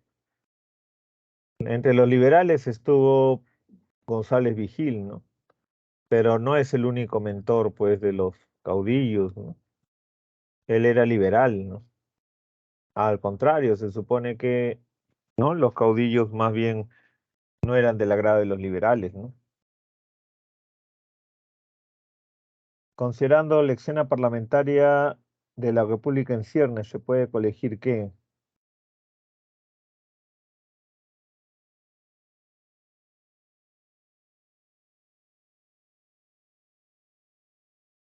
según lo que está diciendo el texto, en general acerca de este panorama,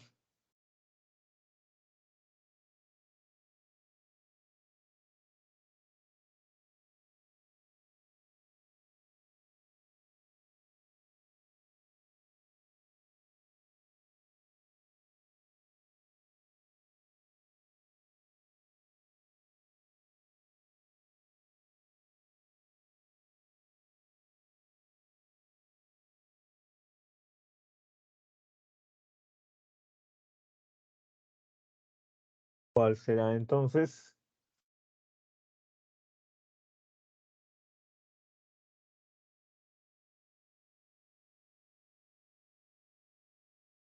La 4 sería entonces, como está mencionando Jonathan, la alternativa E.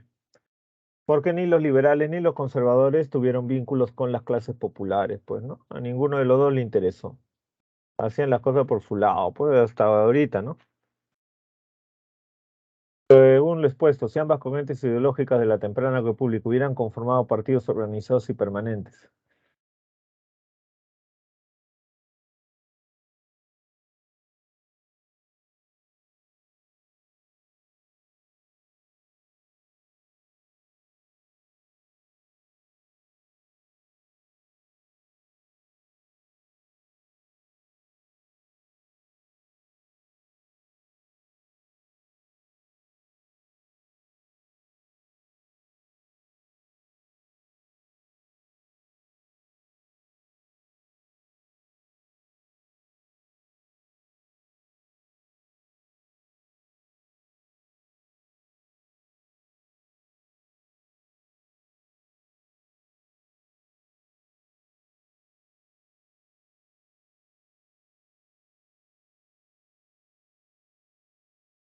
En la 5, ¿qué hubiera pasado? Dicen, si ambas corrientes ideológicas hubieran conformado partidos organizados y permanentes, porque en el texto se niega eso, ¿no?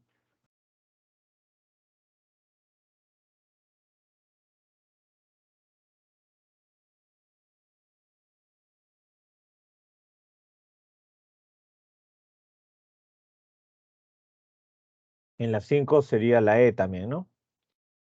En el texto dice pues que ellos no tuvieron, estos grupos ideológicos no tuvieron, digamos, mayor relevancia, mayor participación, no llegaron a tener, pues, formar partidos políticos, y más bien el que funcionaba como partido político era, pues, el ejército, era un suprapartido.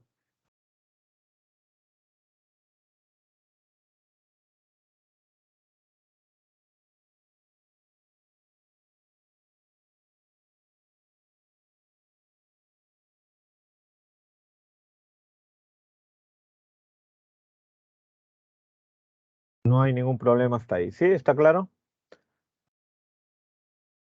¿Se entiende todo?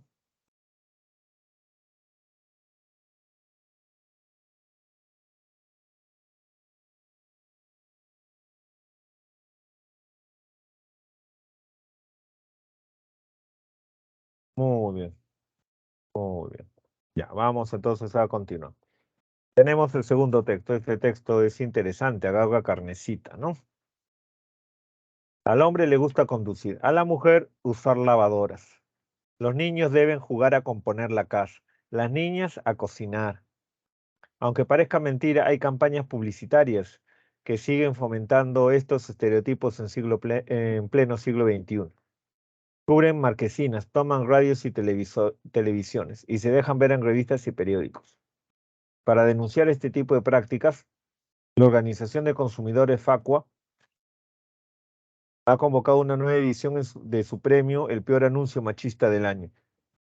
Un peculiar galardón al que este año optan el Ministerio de Sanidad, el Mutua Madrid Open, la entidad financiera Liberbank y la cadena comercial alemana TD. El objetivo del premio es censurar los graves abusos que se producen en el mercado y promover prácticas responsables, asegura la secretaria general de FACUA, Olga Ruiz, quien detalla que los nominados responden a las quejas de usuarios o denuncias impuestas a lo largo del año pasado. En su novena edición, Ruiz señala que la evolución del número de anuncios machistas se ha mantenido similar a lo largo de este tiempo. Ni se ha reducido ni ha aumentado, afirma. Ahora los usuarios pueden votar por los 4 nominados. Entre las campañas seleccionadas en el ámbito internacional se encuentra una promovida por la cadena comercial alemana TD, que ha ganado su nominación por su catálogo sexista, en el que perpetúa los estereotipos de género entre niñas y niños. En el muestrario se ven a las niñas en la cocina y a los pequeños arreglando cosas siendo superhéroes. A los de Teddy no se les ocurrió que ellas también pueden ser heroínas y ellos cocinar, apunta Facua. En el ámbito nacional se encuentra la siguiente publicidad promovida por el Ministerio de Sanidad contra el consumo de alcohol y que fue retirado tras numerosas quejas. Acá tenemos un ejemplo de publicidad machista, entonces. Dice, el 68,2% de los menores de edad ha consumido alcohol en el último mes. Tras su consumo se constata un mayor número de relaciones sexuales sin protección o no consentidas. Pero tranquila, tu hija seguro que no bebe, ¿verdad? ¿No? ¿Qué les parece? Menores sin alcohol, dice. ¿Les parece machista o no les parece machista el aviso? A veces uno no se da cuenta, ¿no? Recién cuando analiza las cosas con detalle, con cierto aparato teórico, ahí recién uno se da cuenta de algunas cosas, ¿no? Pero a veces uno lo pasa por alto. ¿Les parece machista o no les parece machista? Claro, ¿no? Pone a las mujeres siempre como ejemplo, ¿no? Como ejemplo de lo malo, digamos. O sea, de los hombres no hay que preocuparse, ¿no? Dice que el 68,2% de los menores de edad ha consumido alcohol en el último mes y que eso trae consecuencias en el ámbito sexual. Ya de por sí ahí ya estamos ya con algo distorsionado, digamos, porque el consumo del alcohol en los menores, ¿cuántos, no? ¿Cuántos problemas puede acarrear? Pero acá se centra solamente en la cuestión de relaciones sexuales no consentidas, ¿no? ¿Se dan cuenta? Sin protección o no consentidas, ¿no? Y pone como la imagen una mujer, ¿no? Una menor de edad, una mujer, ¿no? ¿Se dan cuenta? O sea, como diciéndole al padre de quien te tienes que preocupar es de tu hija. Porque cuando decimos que los menores toman sin control, nos referimos a que las mujeres toman sin control. Las mujeres son unas, en pocas palabras, ¿no? Tales por cuales, digamos, ¿no? Las mujeres son las desatadas, digamos, ¿no? A ellas hay que controlarlas, a ellas hay que vigilarlas, a ellas hay que ponerles un candado para que no tomen, ¿no? ¿Se dan cuenta? ¿No? ¿Por qué centrarse en la mujer? ¿No? ¿Y por qué centrarse en la cuestión del peligro a nivel sexual? Hay también un criterio machista, paternalista, ¿no? O sea, el hombre está preocupado de que la mujer tenga relaciones sin su consentimiento, sin su permiso, digamos, ¿no? El padre está preocupado de que mancillen el honor de su hija, digamos, ¿no? Pero en realidad uno se está preocupando de su propio honor, como una cuestión patriarcal, ¿no? Como en épocas pasadas, ¿no? De que uno considera a las mujeres como de repente su propiedad, ¿no? ¿Se dan cuenta? En la época actual ya, ¿no? Ese criterio ya ha perdido, ha pasado de moda, ¿no? Y en el aviso dice tranquila, tu hija, fíjense, dice tranquila, ¿no? No dice tranquilos, dice pero tranquila, ¿no? El masculino es para los dos casos, pero tranquila, el femenino es solamente para un caso. O sea, ¿a quién le está hablando? El aviso cuando dice pero tranquila, tu hija seguro que no bebe, ¿a quién le está hablando? ¿Se dan cuenta? O sea, la advertencia está dirigida a la madre, o sea, a otra mujer. ¿Se dan cuenta? O sea, entre el padre y la madre, ¿quién tiene que preocuparse de que las hijas no tengan sexo, ¿no? Sin el permiso de los padres? La que tiene que preocuparse es la madre, ¿se dan cuenta? Ahí está la distribución de los roles patriarcales, ¿no? El padre se preocupa de mantener la casa, de ponerle la plata, la comida en la mesa, como se dice. Y la mujer es la que tiene que cuidar a los hijos, ¿no? Ella es la responsable, ¿se dan cuenta? Siempre por el lado de la mujer, ¿no? La mujer es la responsable. Los hijos se descarrían. ¿Quién es la culpable? ¿Se dan cuenta? La mujer, ¿no? Y la mujer tiene que preocuparse de la hija, porque la hija es la preocupación, la hija es el problema, la hija es el peligro. ¿Se dan cuenta? ¿No? Es netamente machista este aviso, recontra machista, ¿no?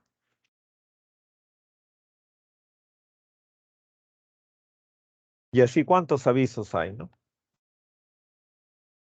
No solamente en relación a eso, sino simplemente, como dice, en relación a los roles del hombre y la mujer, ¿no? Al niño se le enseña, pues, que, ¿no? Él tiene que ser valiente, ¿no? Tiene que ser fuerte, ¿no? Tiene que ser inteligente. Y la mujer tiene que cuidar la casa, cocinar, lavar, ¿no? El tema central que desarrolla el texto, ¿cuál es?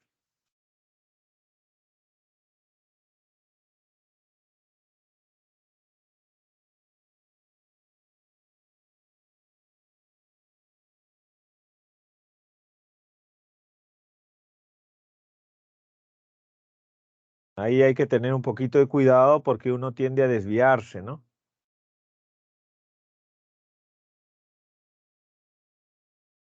¿Están seguros que es la E?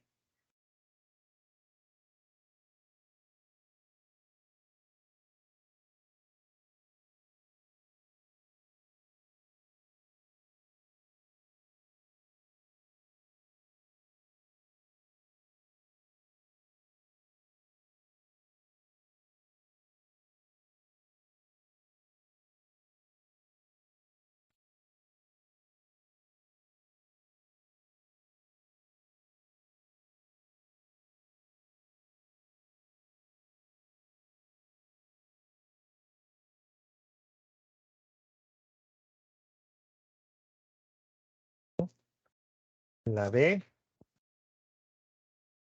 ¿Será la B? Sería la C de casa, ¿no? La C de casa. ¿Sí? Claro, la mayoría ha intentado sacar una generalización a partir de lo que nos dice el texto.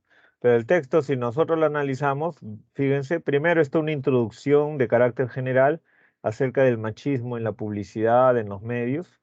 Esta es una generalización, este es un contexto nada más. Esta parte de acá es un contexto.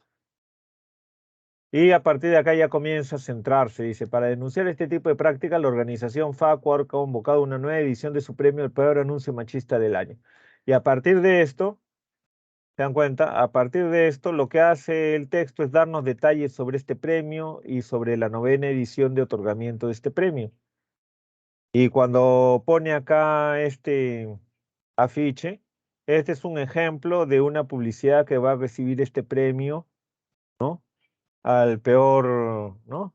Anuncio machista del año. O sea, todo está en relación al premio. ¿Sí? Sería la alternativa C de casa. ¿Está claro? ¿Se entiende? Claro, lo que pasa es que uno saca la conclusión cuando lee, uno saca la conclusión, pues que si se dan este tipo de premios es porque en general la publicidad es machista, ¿no? Pero no está hablando de toda la publicidad en general, está hablando del premio y sobre eso da detalles.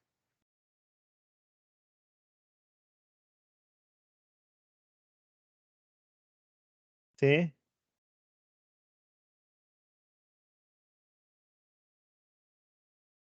En el texto el antónimo contextual de peculiar.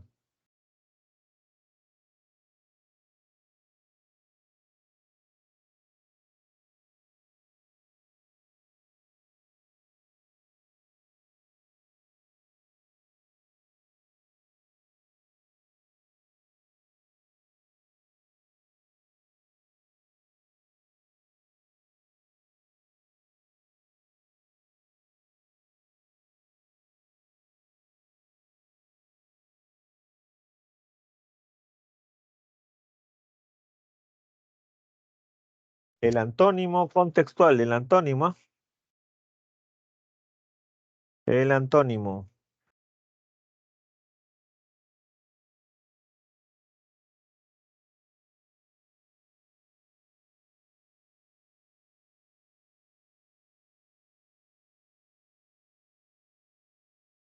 Claro, el antónimo sería la A, ordinario, ¿no? Porque peculiar significa diferente, particular, distinto, raro, ¿no? Notorio, notable, ¿no? Y lo contrario sería ordinario, común. Resulta incompatible respecto a la 9ª edición del premio al peor anuncio machista del año. ¿Sostener qué? ¿Cuál es lo incompatible sobre esa 9ª edición de premio?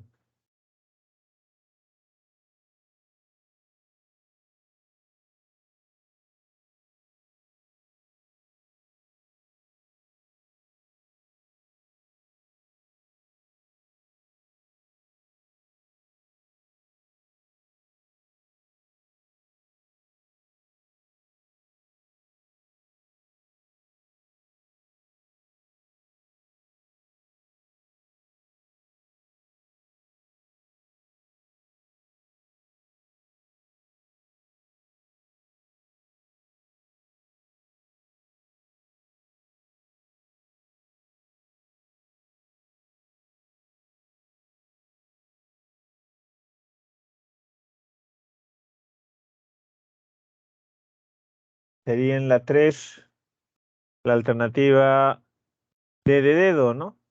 Ha causado un impacto real en la publicidad, en la cantidad de publicidad machista, ¿no? Porque ahí dice pues que ha permanecido igual, ¿no? Ni ha aumentado ni ha disminuido. O sea, como que este tipo de campañas, digamos, para acabar con la publicidad machista, para tomar concientización, no ha variado sustancialmente el asunto, ¿no? Se puede colegir en el contenido del afiche publicitario expuesto al pie que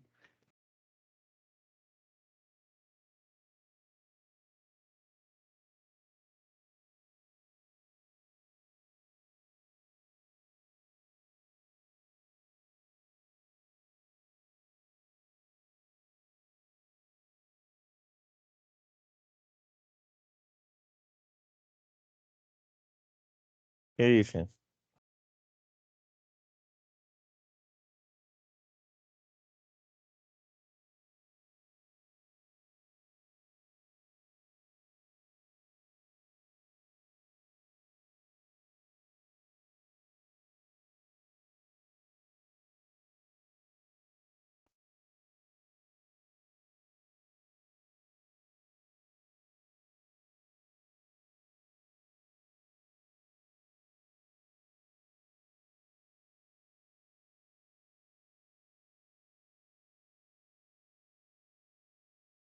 ¿Cuál sería entonces?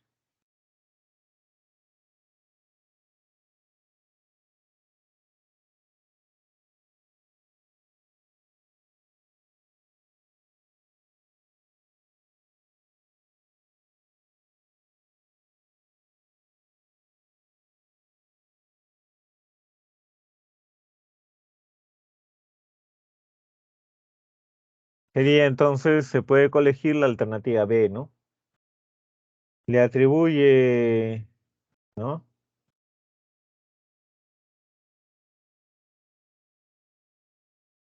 El beber demasiado a un aumento en el riesgo de sufrir violación, porque dice de relaciones sexuales no consentidas.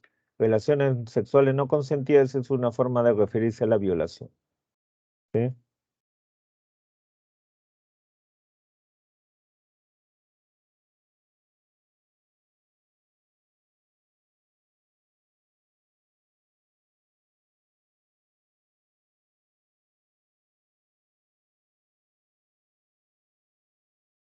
Si las campañas publicitarias radicalizaran cada vez más su sexismo, tal hecho podría deberse a qué. Para ir al receso 5 minutos ahorita ya. Si las campañas publicitarias radicalizaran, dice, cada vez más su sexismo.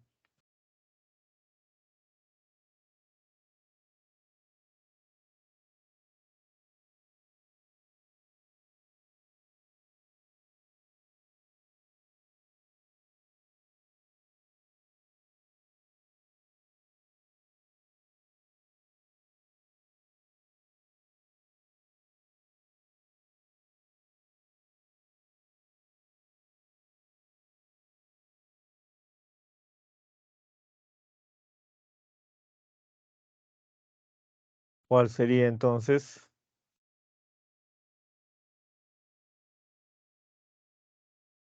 O sea, si fueran más machistas todavía de lo que ya son. Ahorita el texto nos plantea una situación donde la publicidad es netamente machista, bien machista, dice, ¿no? ¿Qué pasaría si fuera más machista todavía? ¿Cuál sería la causa de que pudiera verse más machista que lo que es ahorita?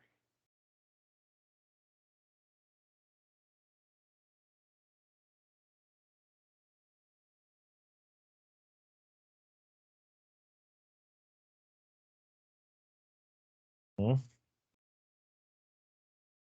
La E dicen por ahí.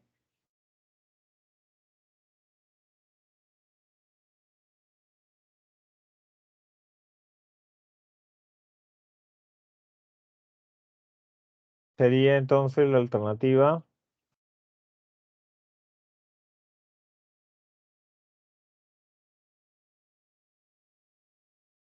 La alternativa sería A, ¿no? La alternativa A, ¿sí?